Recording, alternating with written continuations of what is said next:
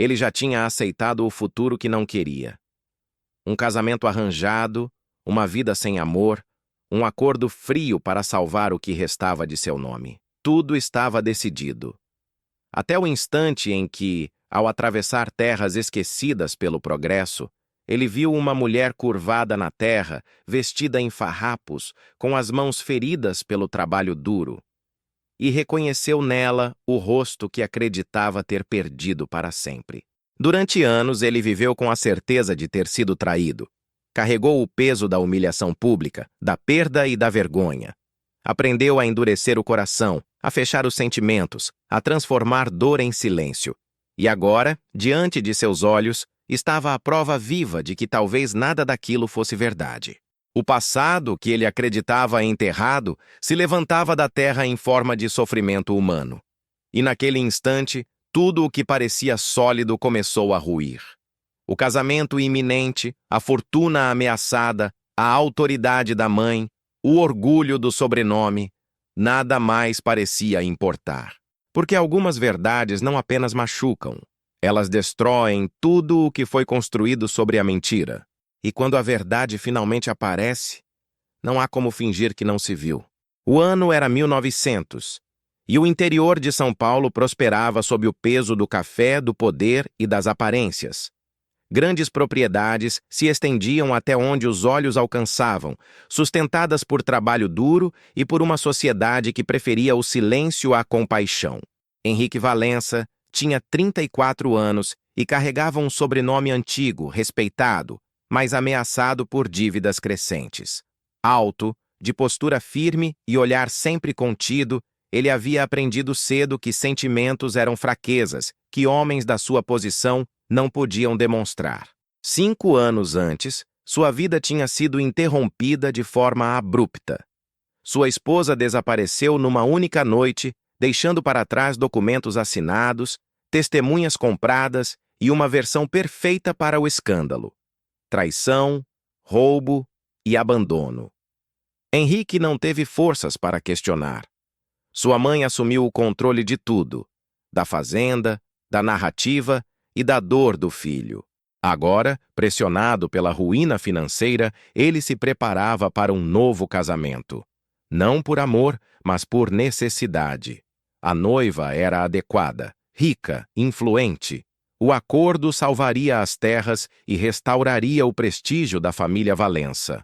O que Henrique não imaginava era que, antes de dizer sim diante do altar, teria que encarar a verdade enterrada sob anos de manipulação. E que essa verdade não viria limpa ou elegante, viria coberta de terra, sofrimento e silêncio. Naquela noite, nada parecia fora do lugar. A casa estava organizada, o jantar servido, e o cheiro de flores frescas ainda pairava no ar.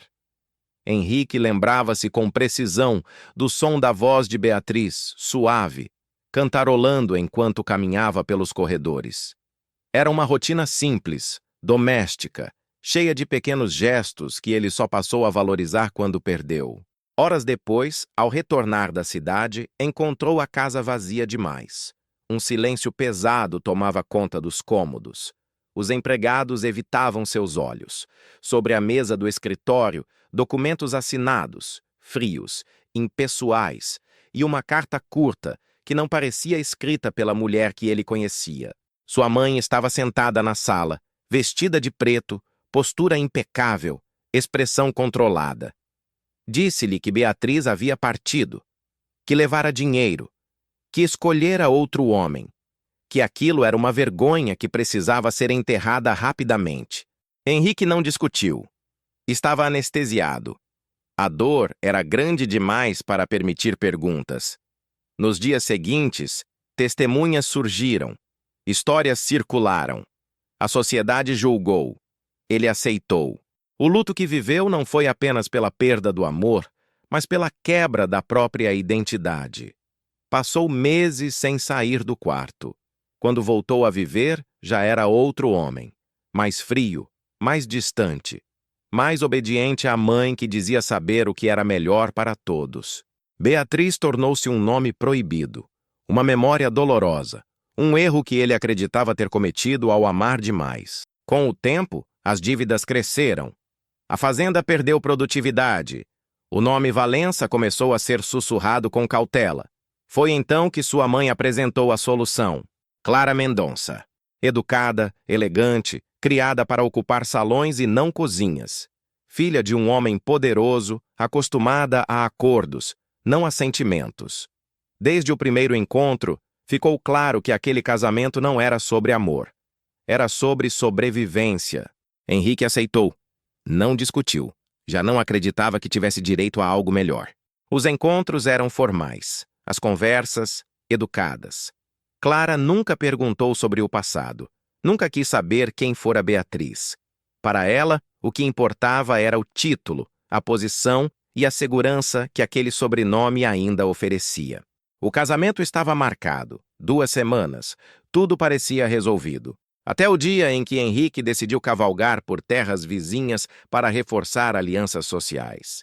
E o passado decidiu se levantar da terra. O sol estava alto quando Henrique a viu. Entre dezenas de trabalhadores curvados, uma figura feminina se levantou por um instante para esticar as costas. Mesmo à distância, algo nele se rompeu. O coração falhou. O mundo ficou estreito demais. Ela estava magra, exausta, vestida com roupas que mal podiam ser chamadas de vestido. Mas os olhos eram inconfundíveis. Henrique desceu do cavalo sem perceber. Caminhou até a lavoura como alguém em transe. Chamou seu nome. Ela tremeu, tentou se esconder. Mas era tarde. Quando ela se virou, não havia mais dúvida. Beatriz. Não a mulher que ele lembrava, mas o que restou dela. O choque foi absoluto. Ela chorava em silêncio. Ele não conseguia falar. A verdade começou a surgir entre soluços, palavras quebradas e anos de dor contida. Ela nunca fugiu. Foi expulsa. Beatriz contou tudo. Grávida. Sozinha. Ameaçada. Documentos forjados. Uma assinatura que nunca fez. Um dinheiro dado como silêncio. Uma expulsão no meio da noite. A perda do filho em uma cidade onde ninguém a conhecia. Henrique ouviu ajoelhado na terra, sentindo o peso de cada palavra como uma sentença. Tudo o que acreditou durante anos era mentira. A traição nunca existiu.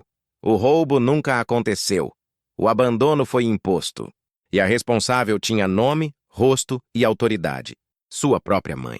Henrique sentiu isso no instante em que se afastou da lavoura com Beatriz ao seu lado. Não havia sensação de vitória, nem a falsa coragem dos atos impulsivos. Havia apenas a consciência clara de que, a partir daquele momento, nada do que ele conhecia continuaria igual. Cada passo em direção ao cavalo parecia um passo para longe da vida que lhe haviam planejado. Clara observava à distância, rígida, com os braços cruzados e o rosto endurecido por uma mistura de irritação e desprezo. Quando Henrique se aproximou, ela não demonstrou curiosidade, apenas impaciência. Vamos embora, disse sem olhar para Beatriz. Isso não é problema nosso. A frase caiu como uma lâmina. Henrique percebeu naquele instante que aquela mulher jamais entenderia o que estava acontecendo. Para Clara, pessoas eram peças. Sofrimento era um detalhe inconveniente. E Beatriz não passava de um erro que precisava ser apagado para que os planos continuassem intactos. É meu problema, respondeu com uma calma que surpreendeu até a si mesmo. Clara virou-se para ele, incrédula. Você enlouqueceu? Estamos a 2 semanas do casamento. Tudo está pronto. Meu pai já investiu. Os contratos estão alinhados. Você vai jogar tudo isso fora por causa dessa mulher? Henrique sentiu Beatriz estremecer ao seu lado. Aquela palavra, dita com desprezo, carregava anos de humilhação. Ele deu um passo à frente, posicionando-se instintivamente entre as duas. Cuidado com a forma como fala, disse a voz firme. Essa mulher foi minha esposa e nunca deixou de ser. O silêncio se espalhou pesado. Clara empalideceu. Vocês são divorciados. Baseado em mentiras, respondeu. Em documentos forjados. Em uma verdade que eu nunca conheci. Clara riu, um riso curto, nervoso. Mesmo que seja verdade, isso não muda nada. Pense bem, Henrique. Se você insistir nisso, perde tudo. Seu nome, suas terras, sua posição. Vai enfrentar sua mãe, a sociedade inteira. Vale mesmo a pena? Henrique olhou para Beatriz. Viu as mãos calejadas, as marcas nos braços, o olhar cansado de quem sobreviveu quando ninguém apareceu. Viu o peso de 5 anos de abandono que não foram escolha, mas imposição. E pela primeira vez, entendeu que a pergunta estava errada. Não era se valia a pena perder tudo. Era se ele suportaria viver sabendo que escolheu se salvar às custas da destruição dela. Fale, respondeu sem hesitar. Clara respirou fundo como quem tenta manter o controle. Meu pai não vai deixar isso passar. Você será arruinado. Então serei, disse Henrique. Prefiro perder tudo do que continuar vivendo sobre uma mentira. Clara não respondeu.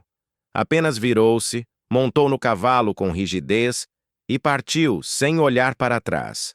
O som dos cascos se afastando marcou o fim de um futuro que nunca chegou a existir. Henrique voltou-se para Beatriz. Ela parecia prestes a desabar.